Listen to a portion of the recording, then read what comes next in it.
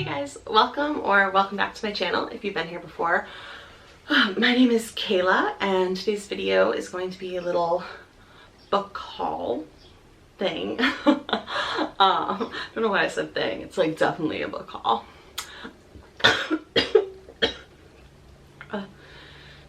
My voice sounds a little scratchy. It's because I have allergies and they are killing me right now, so I apologize for that.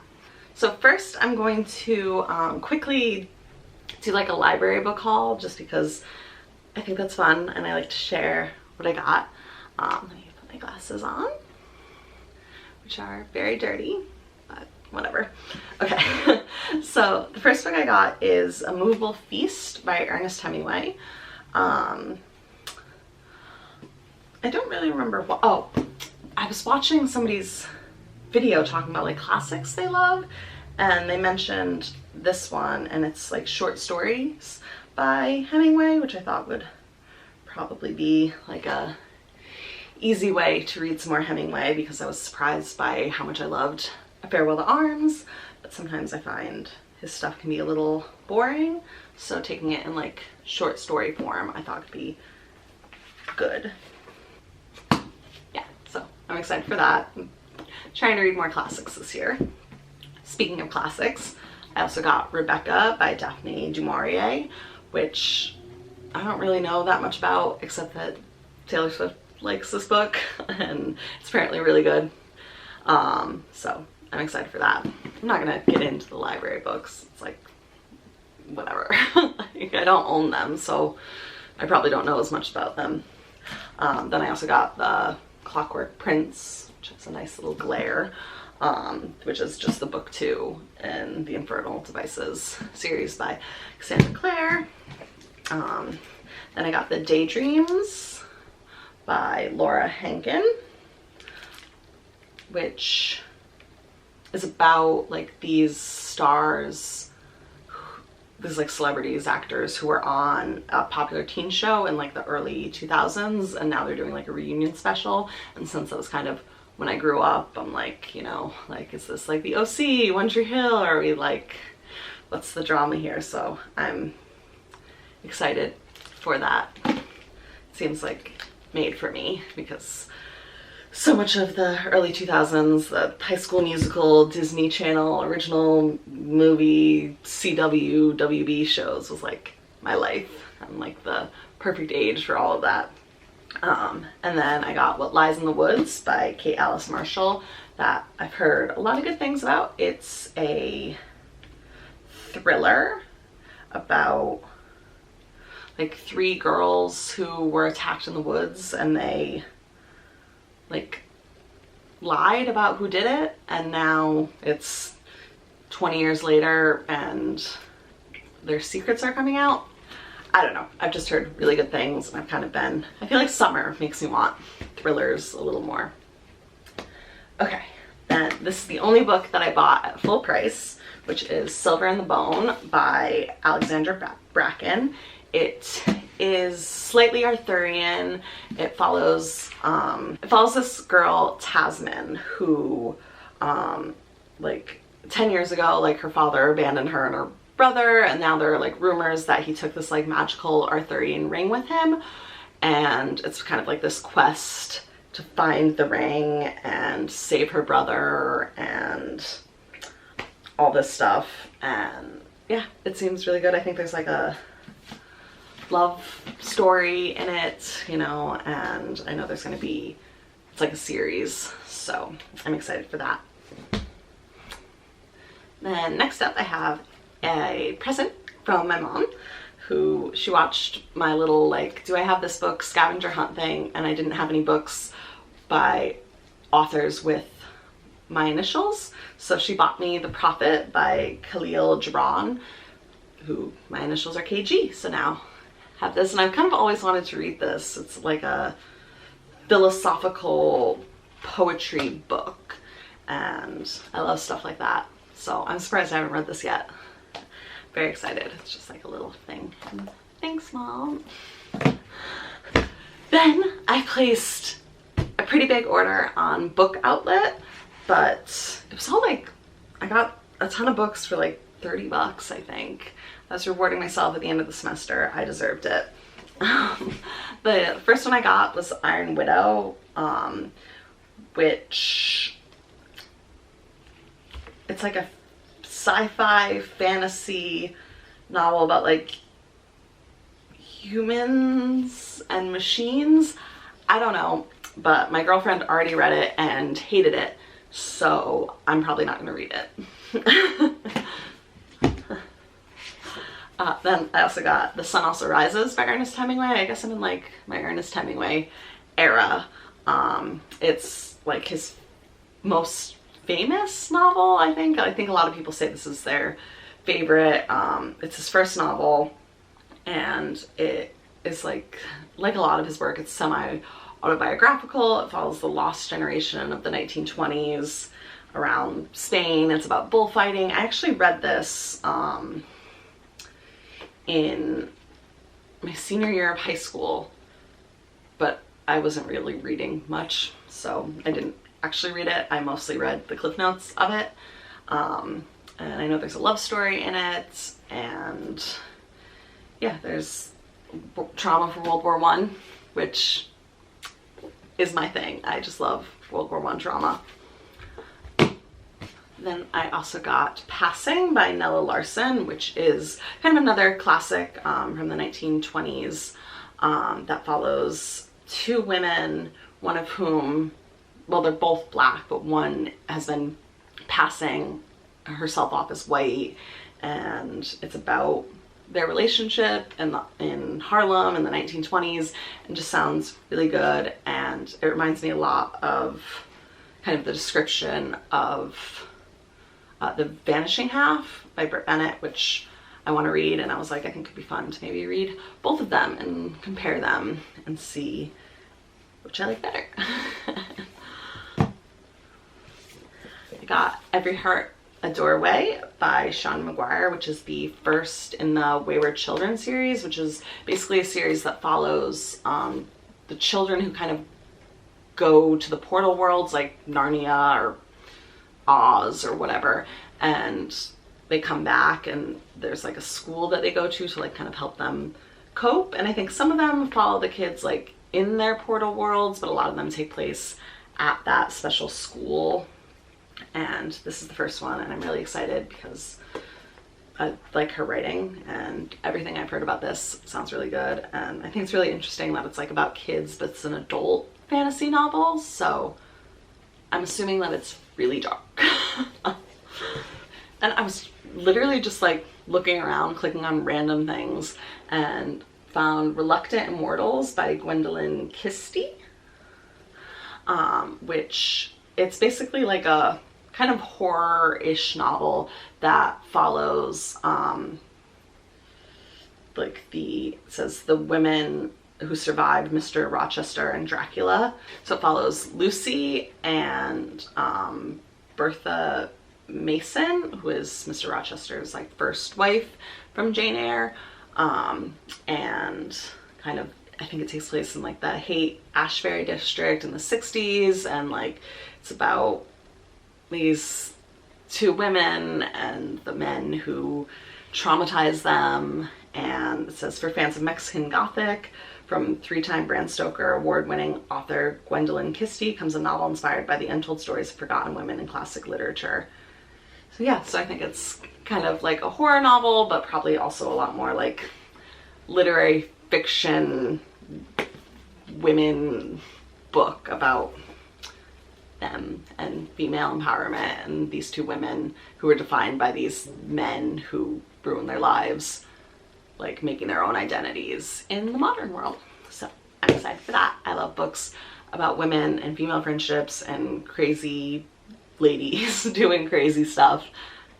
I support women's rights and women's wrongs. I also got The Murder at the Vicarage by Agatha Christie, which is the first Miss Marple book. I've never read. I love Poirot, obviously. I talk about Poirot books all the time on this channel. But I've never read Miss Marple, and this is the first one. So it's like there's a dead body found in a vicarage, and Miss Marple in this quiet little village has to solve this mystery, and I'm really excited to meet her. And I love these covers. I kind of want to collect, I hope I really like Miss Marple, because I really want to collect all these newer kind of printings with the flowers on them. I think they're absolutely stunning. This is another random one, The Dead in the Dark by Courtney Gold. And this book basically follows this teen named Logan, who her and her dad's are like paranormal investigators. They have like a paranormal ghost hunting kind of show, and they come to this town where like people are disappearing and there's a lot of creepy things happening, and she teams up with this other girl, Ashley, whose boyfriend just went missing, to kind of figure out what happened. And I think it's kind of about paranormal stuff, but I don't know if it is like actually like speculative or if it's just more about what actually happened, if it's more of like a true crime kind of novel. But it just sounded really good and I'm excited. I think it's like a young adult book with ghost hunting, and I love ghost hunting. Like, watch Ghost Files on Watcher.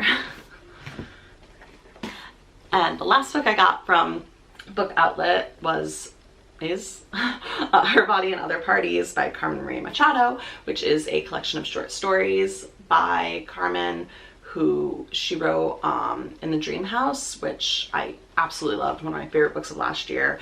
And this is short stories, and I've heard really good things, so I'm really excited. I'm trying to get more into like short stories and stuff like that, because I think it's not really a medium that I've explored too much, and because I've always been like, well, if I really like it, then I will want more. But I'm interested to see what people can do with it, because I mean, her in the Dream House was kind of a short story collection. They were just all around one topic, and I think that was a nice way to ease myself into it. So I'm excited to stick with an author I know and continue exploring short story collections. If you have any recommendations for short story collections, definitely let me know. Open to anything. Then one of the bookstagrammers I follow, I don't have a bookstagram, I just follow people on my like regular like personal account, which is why I don't link it. I might start posting more books there and turn it into like a combo account. I don't know, that seems hard. But she was selling some books on Pango Books, and she said that like while supplies last, basically she would toss in an ARC with every order. So I'll start with the ARC I got, which is exciting. The actual book's already out, but it's still exciting to like have an ARC. I don't know. But this, A Castle in Brooklyn by Shirley Rusak Watchell. I'm sure I'm pronouncing that a little bit off. I'm not great with Polish kind of names. I panic. But yeah, this says, spanning decades, an unforgettable novel about reckoning with the past, the true nature of friendship, and the dream of finding home. So it starts in 1944 in Poland, obviously dealing with the Holocaust and all of that, and then it kind of follows them in the future. Yeah, it's just like a immigration story and about building a home and family and trauma. And I love those themes: home, family, trauma. That's my thing. And I'm trying to read more diversely, so more Jewish authors is definitely a great thing to add to my reading. You know. I got a physical copy of Mexican Gothic by Sylvia Moreno Garcia, which I listened to on audiobook last October and absolutely loved it. And I think now I'm just collecting Sylvia Moreno Garcia books because I love her so much. This follows Noemi, who she's like I think they're in their early 20s, and her cousin basically writes her this letter. She got married a couple years ago, and she's like, help, like they're trying to kill me basically. Like they're poisoning me, like this is bad, like help. So her father sends her to the kind of remote village where her cousin lived. I can't remember her cousin's name.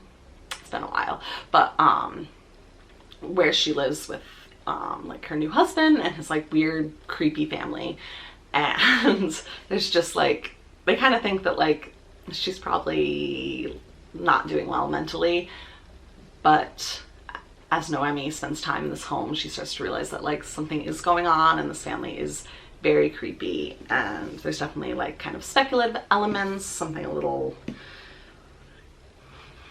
supernatural, something, but it's mostly like a classic gothic kind of novel just taking place in Mexico, and I love it. And I love, I think Sylvia Moreno Garcia is really good. This is the only thing I've read, but with the way other people talk, and my girlfriend is reading Velvet Was the Night right now and agrees with me on this, that she writes really complex female protagonists that sometimes aren't likable, but I like an unlikable female protagonist because I find that the journey of like peeling back the layers and learning what makes her tick and seeing the growth is so much more rewarding when they kind of start off a little bit of a bitch. And I love a bitch. Like, you don't even have to change. Stay a bitch the whole time. I love you. So yeah, so I think it's really one of my favorite books. Like, I cannot recommend this enough, and her writing is just unbelievable, so I need to own a physical copy. I also got The City of a Thousand Gates by Rebecca Sachs, which is a novel that basically deals with the conflict between Israel and Palestine. So follows multiple characters and their intersecting stories, and I think it's just kind of about like seeing the conflict from different sides. And this book reveals complicated, painful truths about life in a conflicted land. With profound empathy, Sachs evokes the universal drive that motivates individuals on both sides, the desires for security, freedom, and dignity that each of us, no matter who or where we are, recognize and share. So I'm very excited about that. I know very little about what is going on over there, and I love to educate myself through fiction. And the last book in this book haul is The Mercies by Kieran Millwood Hargrave, which I believe is kind of a historical retelling mixed with like it's a historical fiction, but there's also a little myth in there, I think. It says, inspired by the real events of the Varda Storm and the 1621 witch trials in Norway. So I'm interested to see that. It follows this one girl, I think, Ursa and Marin, oh, two girls. And yeah, the witch trials, and I assume female friendship and unlearning prejudices and witches. I don't know, it just sounded really cool, and I'm interested in reading kind of more diverse historical fiction and more diverse like myth retellings and stuff like that. And I don't know if this is historical, purely historical fiction, or like there's a combo of folklore, but so yeah, very excited about that. Yeah, so let me know if you've read any of these books and give me any recommendations for short story collections or really diverse, fun novels. So thank you so much for watching, and like, subscribe, comment, like, let's talk about books and be friends or whatever. Okay, bye.